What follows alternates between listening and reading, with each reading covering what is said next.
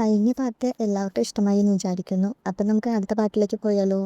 ധ്രുവാൻഷുവിൻ്റെ മുന്നിൽ നിൽക്കുന്ന സീമുവിനെ കാണിച്ചുകൊണ്ടാണ് ഈ പാട്ട് തുടങ്ങുന്നത്. അവൻ്റെ മുന്നിൽ നിൽക്കുന്നുണ്ടെങ്കിലും സീമുവിന് അവനെ കാണാനൊന്നും പറ്റുന്നില്ല. ധ്രുവാൻഷു എത്ര പവർഫുൾ ആണെന്ന് അറിയാൻ വേണ്ടി സീമു അവളുടെ മനസ്സിൻ്റെ ശക്തി ഉപയോഗിച്ച് അവനെ ഐസാക്കാൻ തുടങ്ങി. ഇതേ സമയം ആ ചെറിയ കുട്ടിയുടെ അടുത്തേക്ക് പ്രേതം വരുന്നത് കണ്ട് ധ്രുവാൻഷുവിൻ്റെ 2 അസിസ്റ്റൻസും അവരെ സഹായിക്കാനായി വരുന്നു. ഇത് ഒരു പ്രേതമാണ്. ഒരുപാട് പേരെ കൊന്നിട്ടുമുണ്ട്. അതുകൊണ്ട് നീ ആ കുട്ടിയെ ഇവിടെ നിന്ന് കൊണ്ടുപോയിക്കോ. ഇവളെ കൊല്ലുന്ന കാര്യം ഞാൻ ഏറ്റു എന്ന് അസിസ്റ്റന്റായ പെൺകുട്ടി പറയുന്നു. ഇതിന്റെ ഇടയിൽ ആ കുട്ടി ചേച്ചി ചേച്ചി എന്ന് വിളിക്കുന്നത് കേട്ട് സീമു ധ്രുവാൻഷുവിൻ്റെ അടുത്ത് നിന്നും ആ കുട്ടിയുടെ അടുത്തേക്ക് പോകുന്നു. സീമു കുറച്ച് മാറി നിന്ന് ആ പ്രേതത്തെ നോക്കിയതും അവൾ ആകെ പേടിച്ചുകൊണ്ട് എന്നോട് ക്ഷമിക്കൂ എന്നോട് ക്ഷമിക്കൂ എന്ന് പറഞ്ഞ് കരയാൻ തുടങ്ങി. ആത്മാക്കളുടെ റാണി തന്നെ മുന്നിൽ നിൽക്കുമ്പോൾ ആർക്കായാലും പേടി തോന്നില്ലേ? അസിസ്റ്റന്റായ പെൺകുട്ടിക്ക് അവിടെ ആരോ നിൽക്കുന്നുണ്ടെന്ന് മനസ്സിലായി എങ്കിലും അത് ആരാണെന്ന് കൃത്യമായി മനസ്സിലായില്ല. അപ്പോഴേക്കും ആ പ്രേതം അവിടെ നിന്ന് പോയിരുന്നു. അപ്പോഴേക്കും ആ ചെറിയ കുട്ടി സീമുവിനെ കണ്ട് അവൾക്കടുത്തേക്ക് ഓടി വന്നിരുന്നു. അപ്പോഴാണ് അസിസ്റ്റന്റായ പെണ്ണും രണ്ടുപേരെയും കണ്ടത്. ഈ രാത്രി എന്തിനാണ് നിങ്ങൾ രണ്ടുപേരും പുറത്തേക്ക് ഇറങ്ങിയത് എന്ന് ചോദിച്ച് അവൾ ദേഷ്യപ്പെടുന്നു. ഞങ്ങൾക്ക് അറിയാതെ ഒരു തെറ്റുപറ്റിപ്പോയതാണ്. ഇനി ഇങ്ങനെ ആവർത്തിക്കില്ല. എന്തെങ്കിലും ശിക്ഷയുണ്ടെങ്കിൽ എനിക്ക് തന്നാൽ മതി. എൻ്റെ അനിയനെ വെറുതെ വിടണമെന്ന് സീമു വിഷമത്തോടെ പറയുന്നു. അത് കേൾക്കുന്ന ചെറിയ കുട്ടി വേണ്ട എൻ്റെ ചേച്ചിയൊന്നും ചെയ്യില്ലേ എന്ന് ചെയ്തോ എന്ന് പറഞ്ഞ് അവളുടെ മുന്നിൽ വന്ന് നിൽക്കുന്നു. അപ്പോഴാണ് അസിസ്റ്റന്റായ പെണ്ണിനെ മനസ്സിലായത് ഇവർ രണ്ടുപേരും ഇവിടെയാണെന്ന്. അപ്പം നിങ്ങളാണോ രാവിലെ സേനാധിപന്റെ കൂടെ പ്രശ്നമുണ്ടാക്കി ഇങ്ങോട്ട് വന്നത്? നിങ്ങളെ ഇന്നലെ തന്നെ ഇവിടുന്ന് പുറത്താക്കിയതല്ലേ എന്ന് അവൾ ചോദിക്കുന്നു. അതെ, ഞങ്ങളെ തന്നെയാണ് സേനാധിപൻ ഇങ്ങോട്ട് കൊണ്ടുവന്നത്. അദ്ദേഹത്തെ കാണാൻ എന്തൊരു ഭംഗിയാണ്. എനിക്ക് ശരിക്കും ഇഷ്ടമാണ്, സീമു പറയുന്നു. സേനാധിപനെ ഇഷ്ടപ്പെടാൻ മാത്രം അതും നിനക്ക് എന്ത് യോഗ്യതയാണുള്ളത്? എനിക്കും അതിനുള്ള യോഗ്യതയില്ല, നിനക്കും അതിനുള്ള യോഗ്യതയില്ല. അപ്പോൾ പിന്നെ നമുക്ക് രണ്ടുപേർക്കും മാറി മാറി ട്രൈ ചെയ്ത് നോക്കാമല്ലോ. സീമു ആ അസിസ്റ്റന്റ് പെണ്ണിനെ വേണം വെച്ച് തന്നെ ദേഷ്യം പിടിപ്പിക്കാൻ വേണ്ടി ഓരോന്ന് പറഞ്ഞുകൊണ്ടിരിക്കുന്നു. ആ ചെറിയ കുട്ടിയാണെങ്കിലോ ചേച്ചിയാണ് അവരെക്കാൾ കൂടുതൽ സുന്ദരി, അതുകൊണ്ട് എൻ്റെ ചേച്ചിയെ തന്നെയാണ് സേനാധിപനെ ഇഷ്ടപ്പെടുകയുള്ളൂ എന്ന് പറയുന്നു. അവന് അവളെ ദേഷ്യം പിടിപ്പിക്കുന്നുണ്ട്. മതി മതി, നമുക്കിനി ഇവിടെ നിന്ന് പോകാം എന്ന് പറഞ്ഞ് സീമു ആ ചെറിയ കുട്ടിയെയും കൊണ്ട് അവിടെ നിന്ന് പോകുന്നു. പെട്ടെന്ന് അതിലൂടെ ഒരാൾ ഓടിപ്പോവുകയും അസിസ്റ്റന്റ് പെണ്ണിനെ മുറിവാവുകയും ചെയ്യുന്നു. അപ്പോഴേക്കും അസിസ്റ്റന്റ് ചെക്കനും അങ്ങോട്ട് വരുന്നു. അവനും എന്തൊക്കെയോ മുറിവ് പറ്റിയിട്ടുണ്ട്. പിന്നെ രണ്ടാളും കൂടി അവനെ പിടിക്കാനായി പോകുന്നു. എന്നാൽ കുറച്ചു ദൂരം മുന്നോട്ട് പോകുന്നതും പെട്ടെന്നൊരാൾ വരികയും അയാളെ കൊല്ലുകയും ചെയ്യുന്നു. അസിസ്റ്റന്റ് പെണ്ണാണെങ്കിലോ അവനെ കണ്ടതും സാർ നിങ്ങൾ എന്താ ഇവിടെ, ഇങ്ങോട്ട് എന്തിനാ വന്നത് എന്നൊക്കെ ചോദിക്കുന്നുണ്ട്. അവൻ മറ്റാരുമല്ല, വേറെയും ആർമീസ് ഉണ്ടാവില്ലേ, അതിൽ സേനാധിപനാണ്. അവരെ സഹായിക്കാൻ വേണ്ടി ഇങ്ങോട്ട് വന്നതാണ്. സീമു നേരെ അവളുടെ ലോകത്തേക്കാണ് ചെന്നത്. ഈ ആത്മാക്കളുടെ എല്ലാം പേരെഴുതിയൊരു ബുക്കുണ്ടാകും. അതിൽ നിന്ന് നേരത്തെ കണ്ട ആത്മാവിൻ്റെ പേരെടുത്ത് അവളെ അങ്ങോട്ട് വിളിക്കുന്നു. കൂടാതെ ഒരു വയസ്സായ ആളെ കൂടി അങ്ങോട്ട് വിളിക്കുന്നുണ്ട്. ഇവൾ 10 വയസ്സ് പോലും പ്രായമാവാത്ത കുട്ടികളെ കൊന്ന് അവരുടെ ആത്മാവാണ് എടുക്കുന്നത്. ഇതൊന്നും നോക്കാതെ നിങ്ങൾ എന്ത് പണിയാണ് ഇവിടെ ചെയ്യുന്നത്? അതെങ്ങനെയാ? ഈ മുടിയും വെട്ടാതെ ഇങ്ങനെ നടന്നാൽ നിങ്ങൾക്ക് കണ്ണു കാണണ്ടേ എന്ന് സീമ ദേഷ്യത്തോടെ പറയുന്നു.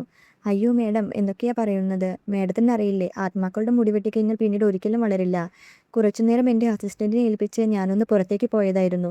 ഞാനിപ്പോൾ തന്നെ അവനെ വിളിക്കാമെന്ന് പറഞ്ഞ് അയാൾ അസിസ്റ്റന്റിനെ വിളിക്കുന്നു. 10 വയസ്സിന് താഴെയുള്ള കുട്ടികളെയൊക്കെയാണോ ഈ ആത്മാവ് വിളിച്ചെടുക്കുന്നത്? നീ എന്താണ് ഇതൊന്നും ശ്രദ്ധിക്കാതിരുന്നതെന്ന് അയാൾ അവനോട് ദേഷ്യപ്പെടുന്നു. ഞാൻ ശ്രദ്ധിക്കാത്തത് കൊണ്ടല്ല, അവൾക്ക് സ്വയം നിയന്ത്രിക്കാൻ കഴിയാത്തത് കൊണ്ടാണ് ഇങ്ങനെയൊക്കെ ചെയ്യുന്നത്. അവളെ വെറുതെ വിടണമെന്നും അവൻ പറയുന്നു.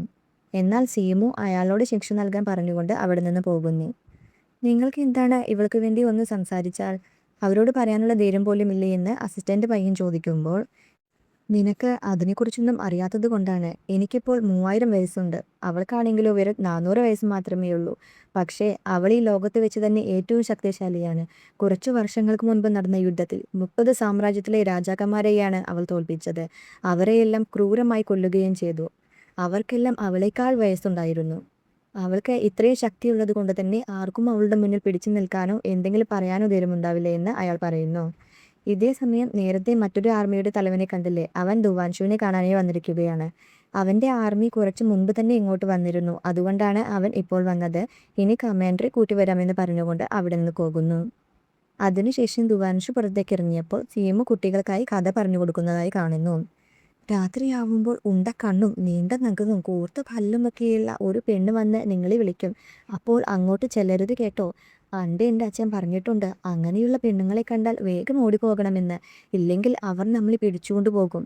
അപ്പോഴാണ് ധ്രുവാൻഷു അങ്ങോട്ട് വന്നത്. നീ വിചാരിച്ച പോലെയല്ലല്ലോ, കുറേ അറിവുകളൊക്കെ ഉണ്ടല്ലോ, എനിക്കും നിന്റെ ഒരു സഹായം വേണമെന്ന് പറഞ്ഞുകൊണ്ട് അവൻ അവളെ അവിടെ നിന്ന് കൂട്ടിക്കൊണ്ടു പോകുന്നു.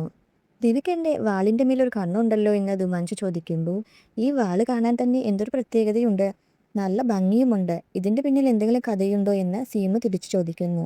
ആ ഉണ്ട്. എൻ്റെ നാടിന്റെ പേരറിയില്ലേ നിനക്ക്? നന്ദു. അവിടെ ഒരു ദിവസം മരത്തിന്റെ ചോട്ടിൽ ഞാൻ നിൽക്കുന്ന സമയത്ത് ഏതോ ഒരു സന്യാസി വന്ന് എൻ്റെ ബോഡി പവർഫുൾ ആണെന്നും ഈ വാള് വെക്കാൻ എനിക്കാണ് യോഗ്യത എന്നൊക്കെ പറഞ്ഞു തന്നതാണ്. എൻ്റെ കയ്യിലും ഒരു ജേഡ് ലോക്കറ്റ് ഇല്ലേ? അതിനെന്തെങ്കിലും പ്രത്യേകതയുണ്ടോ എന്ന് അവൻ തിരിച്ചു ചോദിക്കുന്നു. ഇതിനെന്ത് പ്രത്യേകത എന്ന് പറഞ്ഞുകൊണ്ട് സീമു വേഗം തന്നെ അതെടുത്ത് വെക്കുന്നു. അതൊക്കെ പോട്ടെ. ഞാനിപ്പോൾ നിന്നെ വിളിച്ചത് എനിക്കൊരു സഹായം ചെയ്യാൻ വേണ്ടിയാണ് എന്ന് ധുവാൻഷു പറയുമ്പോഴേക്കും ആ ചെറിയ കുട്ടി ഓടി വന്ന് ചേച്ചി പുറത്തേക്ക് പോവുകയാണോ? എങ്കിൽ ഈ ജാക്കറ്റ് എടുത്തോളൂ എന്ന് പറഞ്ഞുകൊണ്ട് അവളുടെ കയ്യിൽ കൊടുക്കുന്നു. ഇവന് എന്നോട് ഇത്തിരി സ്നേഹക്കൂടുതലാണ് എന്ന് അവൾ പറയുകയും ചെയ്യുന്നുണ്ട്. അവർ രണ്ടുപേരും കൂടി ചേർന്ന് സിറ്റി ഗേറ്റിനടുത്തേക്ക് പോകുന്നു. നിനക്ക് ഈ ജ്യോത്സ്യമൊക്കെ അറിയാമോ? നീ നന്നായി ഗണിച്ച് പറയുന്നുണ്ടെന്ന് എൻ്റെ അസിസ്റ്റന്റ് പറഞ്ഞല്ലോ. ഞാനും കണ്ടതാണല്ലോ. അതുകൊണ്ട് ഇന്നത്തെ വെതർ എങ്ങനെയാണെന്ന് നീ എനിക്ക് പറഞ്ഞു തരാമോ എന്ന് ധുവാൻഷു ചോദിക്കുന്നു. എനിക്ക് മുകളിലേക്ക് വരാൻ പേടിയാണെന്ന് സീമു പറയുന്നു. അതിനെന്താ, ഇവിടെ പല്ലക്കുണ്ടല്ലോ എന്ന് പറഞ്ഞുകൊണ്ട് അവളെ പല്ലക്കിൽ അങ്ങോട്ട് കൊണ്ടുപോകുന്നു. സീമു ആണെങ്കിലോ ചുറ്റും നോക്കി ഇന്ന് ക്ലൈമറ്റ് വളരെ നല്ലതാണെന്നും മേഘങ്ങളൊക്കെ കണ്ടില്ലേ, നല്ല വെളുത്ത് പന്നിക്കെട്ട് പോലെയുണ്ടെന്നൊക്കെ അവൾ പറയുന്നു. എങ്ങനെ, എൻ്റെ ഡ്രസ്സിൻ്റെ കളർ പോലെ വെള്ളയാണോ എന്ന് അവൻ ചോദിക്കുന്നു. എന്നാൽ അവൻ്റെ ഡ്രസ്സിൻ്റെ കളറ് നീലയായിരുന്നു. പെട്ടെന്ന് തന്നെ സീമു അതെ അതെ എന്ന് പറയുന്നുണ്ട്. എന്നാൽ അവൾക്ക് നിറങ്ങൾ കാണാൻ കഴിയില്ലെന്ന് അവന് മനസ്സിലാകുന്നു. നിനക്ക് എന്തെങ്കിലും അവസാന ആഗ്രഹമുണ്ടെങ്കിൽ ഞാനത് നടത്തിത്തരാമെന്ന് സീമു പറയുമ്പോൾ അവസാനത്തെ ആഗ്രഹമോ എന്ന് ധുവാൻഷു ഞെട്ടലോട് ചോദിക്കുന്നു. അത് പിന്നെ നിങ്ങളിപ്പോൾ യുദ്ധത്തിന് പോവുകയല്ലേ? അപ്പോൾ അവിടെ ഇത്രയും പവർഫുള്ളായ ആർമിയൊക്കെ ഉള്ളതല്ലേ? അതുകൊണ്ടാണ് അവസാനത്തെ ആഗ്രഹമെന്ന് ചോദിച്ചതെന്ന് സീമു പറയുന്നു. നീയൊന്ന് വേഗം മരിച്ചതിന് ശേഷം വീണ്ടും എനിക്ക് ആ വാളെടുക്കാൻ എന്നവൾ മനസ്സിലും പറയുന്നുണ്ട്. എന്തെങ്കിലും ആഗ്രഹമുണ്ടെങ്കിൽ പറഞ്ഞോളൂ, ഞാനത് നടത്തിത്തരാം. എന്നിട്ട് വേണം എനിക്ക് ഇവിടെ നിന്ന് പോകാനെന്ന് സീമു പറയുന്നു. പണ്ട് കുട്ടിക്കാലത്ത് നമ്മൾ കടലിലൊക്കെ പോകുമ്പോൾ മണൽ കൊണ്ട് കൊട്ടാരമൊക്കെ ഉണ്ടാക്കില്ലേ? അത് അപ്പോൾ തന്നെ കടൽ വന്ന് കേടുവരുത്തുകയും ചെയ്യും. പക്ഷേ അതുവരെ അതുണ്ടായിരുന്നല്ലോ എന്നാണ് ഞാൻ ചിന്തിക്കുന്നത്. നീ എനിക്ക് കുറച്ച് കാര്യങ്ങൾ പറഞ്ഞു തന്നാൽ മതി എന്ന് പറഞ്ഞുകൊണ്ട് ധുവാൻഷു അവിടെ നിന്ന് പോകുന്നു. അവർ തിരികെ വരുമ്പോൾ ദൈവത്തിൻ്റെ ആകൃതിയിലുള്ളൊരു ക്യാൻഡി വാങ്ങുന്നുണ്ട്. ഇന്നലെ ആ ചെറിയ കുട്ടി പ്രേതത്തെ കണ്ട് നന്നായി പേടിച്ചിട്ടുണ്ടെന്നും അതുകൊണ്ടാണ് അവന് വേണ്ടി ഞാൻ ഈ ക്യാൻഡി മേടിച്ചതെന്നും സീമു പറയുന്നു. പെട്ടെന്ന് തന്നെ അതിൽ നിന്നൊരു പൊട്ട് പൊട്ടിച്ച് ധുവാൻഷുവിനും കൊടുക്കുന്നുണ്ട്. ധുവാൻഷു ആണെങ്കിലോ അത് കഴിച്ചിട്ട് ഇതിന് കുറച്ച് മധുരം കൂടുതലാണ് എന്ന് പറയുന്നു. ആണോ, എനിക്ക് മധുരം ഇഷ്ടമാണ് എന്ന് പറഞ്ഞുകൊണ്ട് സീമു അവിടെ നിന്ന് പോകുന്നു. അപ്പോഴേക്കും ആ ചെറിയ കുട്ടി വന്ന് അവന് എന്തോ സ്വീറ്റ് കിട്ടി എന്ന് പറഞ്ഞുകൊണ്ട് സീമുവിന് കൊടുക്കുന്നു. അത് നല്ല ചൂടുണ്ട്, ഊതി ഊതി കഴിക്കണമെന്ന് കൂടി അവൻ പറയുന്നു. സീമു ആണെങ്കിലോ ചൂടൊന്നും അറിയില്ലെങ്കിലും അവനെ കാണിക്കാൻ വേണ്ടി ഊതി ഊതി കഴിക്കുന്നു. ഇതിനും നല്ല മധുരമുണ്ടല്ലേ എന്ന് അവൻ പറയുമ്പോൾ സീമു നേരത്തെ കഴിച്ചതിനാണോ ഇതിനാണോ മധുരം കൂടുതലെന്ന് ചോദിക്കുന്നു. നേരത്തെ കഴിച്ചതിന് തീരെ മധുരമില്ല, ഇതിനാണെങ്കിൽ നല്ല മധുരമുണ്ട് എന്ന് ആ കുട്ടി പറയുന്നു. അപ്പോഴാണ് സീമുവിന് എന്തോ ഡൗട്ട് തോന്നുന്നത്. അപ്പോൾ ഇന്നലെ ധുവാൻഷു എന്ത് കളർ ഡ്രസ്സാണ് ഇട്ടിരുന്നതെന്ന് അവൾ ചോദിക്കുന്നു. നീലയാണെന്ന് ചെറിയ കുട്ടി പറയുകയും ചെയ്യുന്നു. എത്ര ധൈര്യമുണ്ടായിട്ടാ നീ എന്നെ തന്നെ പരീക്ഷിക്കാൻ നോക്കിയത്? നിനക്കിത് ഞാൻ കാണിച്ചു തരാമെന്ന് അവൾ മനസ്സിൽ ദേഷ്യത്തോടെ പറയുന്നു. അതിനുശേഷം ഫെങ്കിയെ വിളിച്ചുകൊണ്ട് ധുവാൻഷുവിനെ കുറിച്ച് കൂടുതൽ അന്വേഷിക്കാൻ പറയുന്നു. എനിക്ക് ധുവാൻഷുവിനെ കുറിച്ച് കുറച്ച് സംശയങ്ങളുണ്ട്. 12 വയസ്സിൽ പഠിക്കാൻ പോയി എന്ന് പറഞ്ഞിട്ട് അവൻ തിരിച്ചു വന്നത് 19 വയസ്സിലാണ്. അതിനിടയിൽ അവൻ ബീച്ചിലൊക്കെ കളിച്ചു എന്നൊക്കെ പറയുന്നുണ്ട്. പക്ഷേ ആ 2 സ്ഥലത്തും ബീച്ചില്ല. പിന്നെ എങ്ങനെയാണ് ഇതൊക്കെ സംഭവിക്കുന്നത്? നീ അവനെക്കുറിച്ച് കൂടുതൽ അന്വേഷിക്കണമെന്ന് സീമ പറയുന്നു. ഇതേ സമയം ധുവാൻഷു നടന്നു പോകുമ്പോൾ ഒരു കുട്ടി അവനടുത്തേക്ക് വരുന്നു. ഇന്ന് നിങ്ങൾ നല്ല സന്തോഷത്തിലാണല്ലോ എന്ന് അവൾ ചോദിക്കുമ്പോൾ ഞാനിന്നൊരു സ്പെഷ്യലായി പെൺകുട്ടിയെ കണ്ടിരുന്നു. അവൾക്ക് നിറങ്ങൾ കാണാനോ ഭക്ഷണങ്ങൾ രുചിച്ചു നോക്കാനോ ചൂടോ തണുപ്പോ അങ്ങനെ ഒന്നും തന്നെ അറിയില്ല എന്നവൻ പറയുന്നു. അയ്യോ, അങ്ങനെയാണെങ്കിൽ ആ കുട്ടിയെ കാണുമ്പോൾ പേടിയാവില്ലേ എന്ന് ചെറിയ കുട്ടി ചോദിക്കുന്നു. പേടിയോ? ഏയ്, എനിക്ക് അവളെ കണ്ടിട്ട് നല്ല ഇൻട്രസ്റ്റിംഗ് ആയിട്ടാണ് തോന്നിയത്. പിന്നെ പെട്ടെന്ന് ഓടിപ്പോവുകയും ചെയ്തു എന്ന് അവൻ പറയുന്നു. അപ്പോഴാണ് ആരോ സേനാധിപ എന്ന് വിളിക്കുന്നത്. നോക്കുമ്പോൾ നേരത്തെ വന്നില്ലേ മറ്റൊരു ആർമിയിലെ അവരുടെ കൂടെയുള്ള കമാൻഡർ ആയിരുന്നു അത്. നീ എന്തിനാണ് ഇപ്പോൾ ഇങ്ങോട്ട് വന്നത്? ഇതൊക്കെ നിന്റെ ആർമിയാണെന്ന് വിചാരിച്ചോ എന്ന് കമാൻഡർ ദേഷ്യത്തോടെ ചോദിക്കുന്നു. ധുവാൻഷു ആണെങ്കിൽ അയാളോട് സംസാരിക്കാമെന്ന് പറഞ്ഞുകൊണ്ട് അകത്തേക്ക് കൊണ്ടുപോകുന്നു. ഇതേ സമയം സീമു ആ ചെറിയ കുട്ടിയെയും കൊണ്ടുവന്ന് അവിടെ ഒരു വീടിൻ്റെ മേലെ ഇരുന്ന കാഴ്ചയൊക്കെ കാണുകയാണ്. കുട്ടിയാണെങ്കിലോ അയ്യോ, നമ്മളെ അവർ കാണുമെന്ന് പേടിയോട് പറയുന്നു. നമ്മളെ ആരും കാണില്ല, ഇതൊക്കെ എൻ്റെ മാജിക്കാണ്, നീ വെറുതെ സിനിമ കാണുന്ന പോലെ ഇരുന്ന് കണ്ടാൽ മതി എന്ന് സീമു പറയുമ്പോൾ അത് കേട്ട് ആ കുട്ടിയും സന്തോഷത്തോടെ ഇരിക്കുന്നു. ഇതുവരെ നീ എന്തിനാ ഇങ്ങോട്ട് വന്നതെന്ന് പറഞ്ഞില്ല എന്ന് കമാൻഡർ വീണ്ടും പറയുന്നു. എനിക്കൊരു സഹായം വേണം, അതുകൊണ്ടാണ് ഞാൻ വന്നത് എന്ന് ധ്രുവാൻഷു പറയുന്നു. നിനക്ക് ഞാൻ സഹായം ചെയ്യണോ? നീ നിന്റെ കൂടെയുള്ള അസിസ്റ്റന്റുമാരിൽ ആരെയെങ്കിലും ഒരാളെയല്ലേ പ്രൊമോട്ട് ചെയ്യാൻ ആഗ്രഹിക്കുന്നത്? എന്നാൽ ഞാൻ ലിങ്കിനെയാണ് പ്രൊമോട്ട് ചെയ്യാൻ ആഗ്രഹിക്കുന്നത്. ശരി, നിന്റെ അസിസ്റ്റന്റുമാരിൽ ഒരാളോട് എന്നോട് യുദ്ധം ചെയ്യാൻ പറയുക.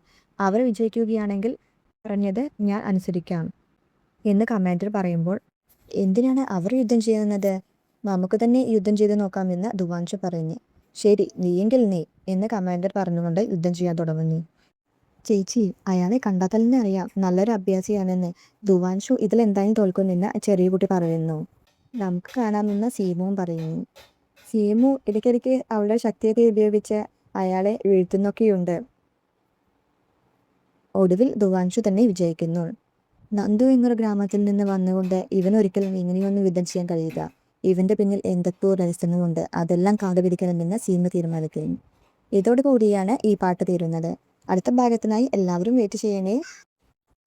സ്റ്റോറി ഇഷ്ടമാകുന്നുണ്ടെങ്കിൽ എല്ലാവരും ലൈക്ക് ചെയ്യാനും കമൻറ്റ് ചെയ്യാനും സബ്സ്ക്രൈബ് ചെയ്യാനും മറക്കല്ലേ. അടുത്തത് ഏത് സ്റ്റോറിയാണ് വേണ്ടത് എന്ന് കൂടി പറയണേ.